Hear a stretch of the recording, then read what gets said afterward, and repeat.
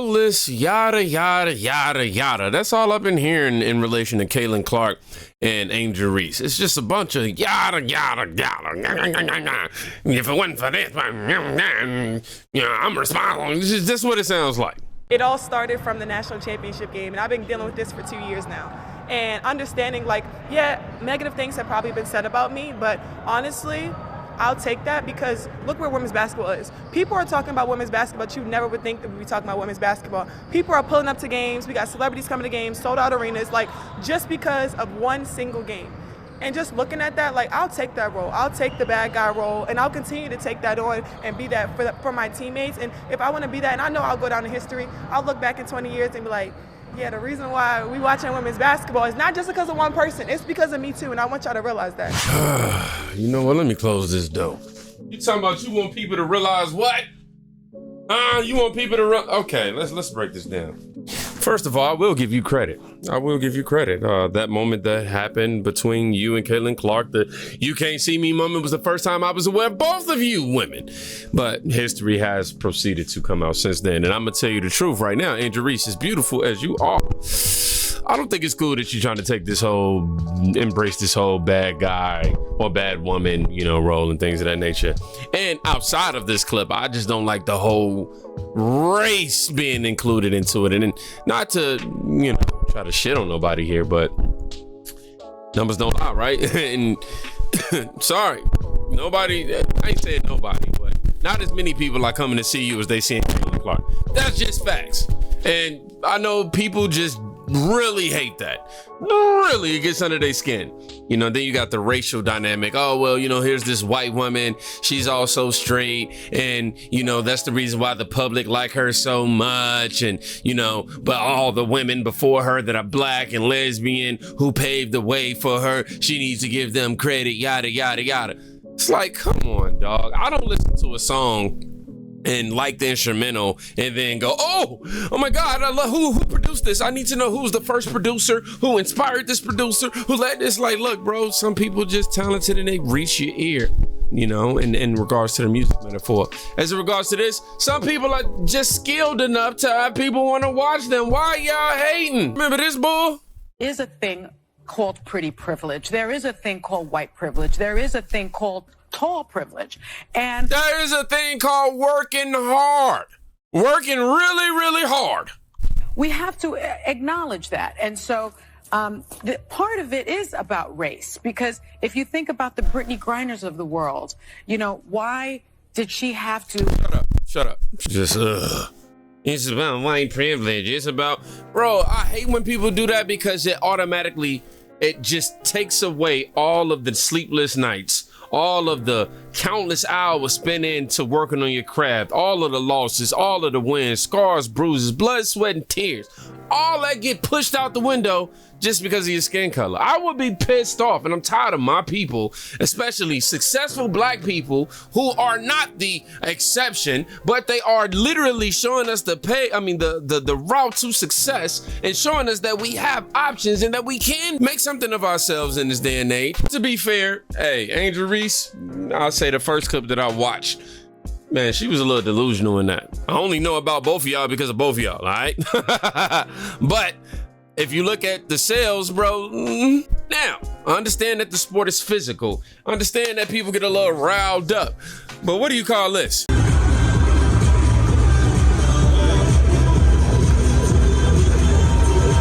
Angel Reese appeared to elbow Caitlyn Clark and then said something when she was down. Reese also appeared to celebrate a teammate's cheap shot. I forgot that girl name, Kennedy Jackson or something like that. The cheap shot when she did that to Caitlyn Clark in the same game. She celebrated it. This isn't basketball, guys. That's not basketball. That Clark is gonna get seriously hurt at this rate. But you know what? I have to go ahead and backtrack a little bit. As much as I was annoyed at the angle that Sonny Hostin was trying to insert race as a part of this, here's a time where your ethnic background actually plays a role in the conversation. Hear it out first. To your earlier point, there was an incident recently. Alyssa Thomas, who happens to be African-American, grabbed Angel Reese by the throat and threw her to the floor. Flagrant 2, ejected from the game. The reason why that doesn't spark as much conversation isn't just that Caitlyn Clark is a bigger star than Alyssa Thomas. It's because it's a black-on-black incident. Wow. And you don't have that dynamic that people can comment on, yes, but also exaggerate and make the entire story sometimes. And also, that is really that is between the lines. No one cared about the WNBA when women of a certain color were beating up and bruising each other, because it's been happening since the league's inception. We have this star, this person that people love. They want to protect her. So now the new fans and the new analysts and the new people have so much to say. Bob, thank you for saying that and acknowledging that, because you're a legend in this sport. And you are also gracious enough to say, look, I'm not an expert in the WNBA, but what I do know from the history and what I do know, this is why she is being treated this way, and why no one cares about I've seen it in every sport. I mean, a newcomer is tested and to some extent resented. I mean, what's wrong with players being aggressive to a certain degree, but not the way Look, Kennedy Carter was. That was a flagrant foul. There's a process for that, and the game handles that by penalizing the player. Sure.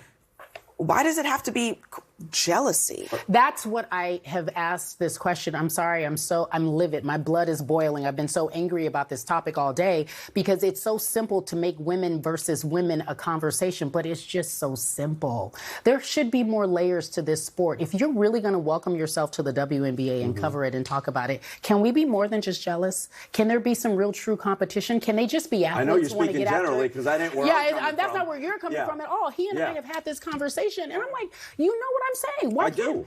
I don't know. Why is it so simple? I think it'd be foolish to say that resentment and jealousy are not part of the mix, because those are human emotions. Sure. But to elevate that above everything else and discard everything else in a complicated dynamic, that's the wrong way to go. Correct. They love to make it about white versus black. If it's black on black, it's not being reported. You know, what happened to Angel Reese was just as catastrophic as what we're seeing continuing to happen to Caitlyn Clark. But I don't like how people try to make this disillusion argument like, oh, well, you know, every rookie comes in and they have to go through growing pains and they got to go through a little hazing here and there, woo, woo, woo. We're not opposed to that. I mean, you may not agree with it 100%, but we're not opposed to that. Sure, you got people that's going to come in who say that they the top dog and everybody going to be coming for them. Cool. And then they also got to get used to the new level of experience in the NBA. Nobody's complaining about that.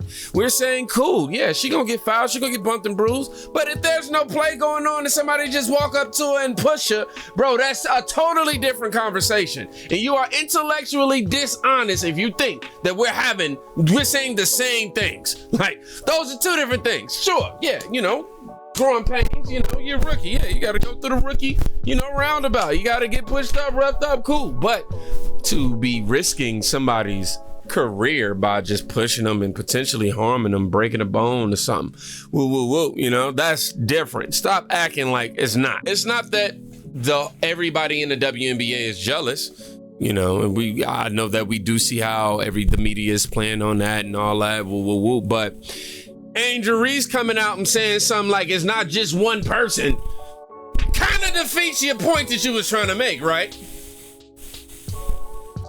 And the one argument that pisses me off is, oh, you know, what about all the women before? You know, they deserve coverage. Yes, you know, they do. But again, you're confusing something.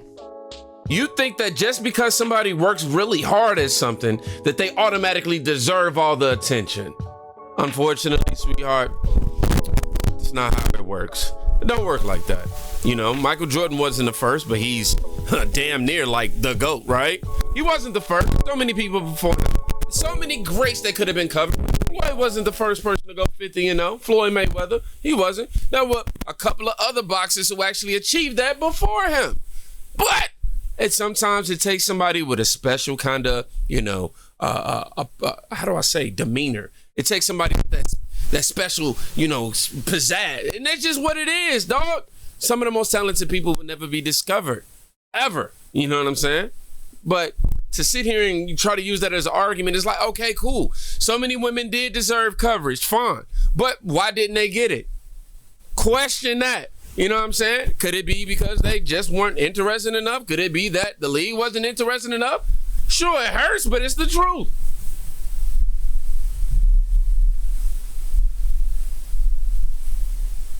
We're talking about them maximizing their great potential.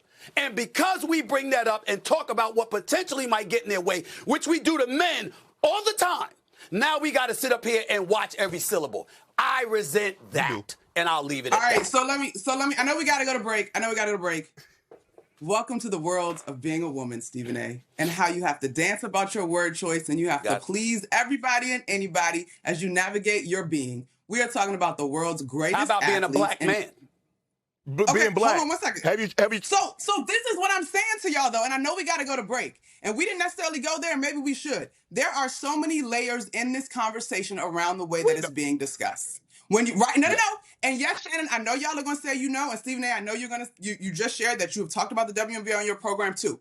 You guys may not have said everybody, but the prevailing sentiment for folks that are just joining the WNBA and following women's sports is unfair to the women of this league, to your point, who have laid the groundwork for Caitlyn Clark to come in and now take it to the next level. That's all I'm saying in these conversations. Kennedy Carter's behavior is not indicative of the entire league. We are still talking about competition where you are allowed to get a little extra elbow in if you are competing and you do it within the parameters of the game. The game is physical. Caitlyn is helping to grow the league. These women understand that, but she cannot be babied as a rookie. That's all I'm at. All right. Who talks about the WNBA? Who talks about women? Who talk about women's sports more than First Take?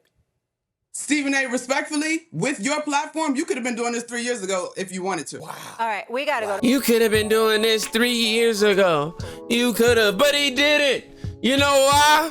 Because it wasn't interesting enough to cover, okay? That's just what it is. Am I trying to sit here and demean the women in the WNBA? No. Am I trying to discredit their hard work? No.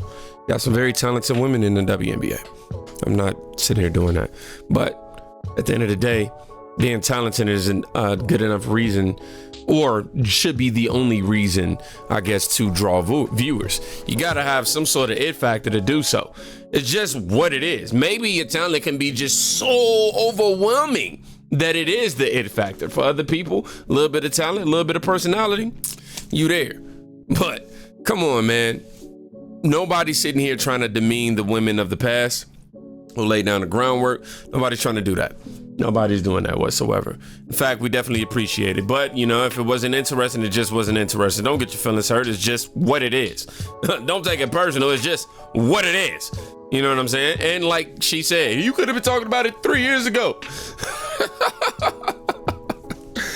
You got people in the comments over here talking about she cooked Stephen A. Smith, but I'm over here like, nah, man. Actually, she kind of cooked herself because Stephen A. Smith actually interviewed Caitlyn Clark, I believe, prior to the LSU game. It wasn't necessarily 3 years ago, but that just kind of proves his point to say that he's been, dibbling and dabbing and talking about women's sports here and there. Maybe not as much as you would like, but oh my gosh, y'all in this yada yada chatter already.